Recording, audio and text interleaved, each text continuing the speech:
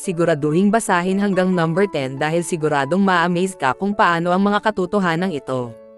Maaaring i-challenge ang iyong karaniwang karunungan at ang iyong pangunawa sa pag-uugali ng tao na iyong mai-encounter sa araw-araw.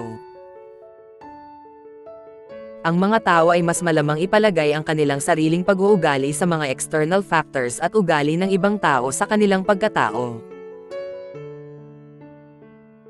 Kapag inalok ng isang listahan ng mga items o mga opsyon sa anumang uri ng mga bagay na maaaring pagpilian, ang mga tao mas may posibilidad na piliin ang unang item o opsyon.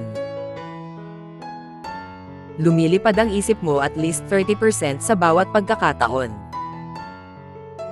3 o 4 na bagay lang maaalala mo sa isang pagkakataon. Kung o hindi dapat mong pagkatiwalaan ang iyong gut feeling ay depende sa iyong mood at ang level ng iyong pagiging simple. Maraming nakawitness sa isang taong nangangailangan ng emergency assistance, ngunit maliit ang posibilidad na may individual na tao na handang tulungan siya. Mas magugustuhan ka ng isang tao kung gumawa sila ng personal na pabor para sa iyo kaysa ikaw ang gumawa ng isang personal na pabor para sa kanila.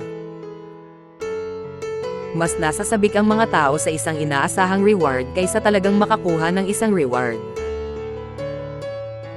Ang pinakamalakas na predictor sa romantic attraction sa parehong kasarian ay ang isang physical attractiveness ng isang tao. Isang bagay talaga ang kailangan ng mga tao para maging masaya: ang pag-ibig. Thank you for watching.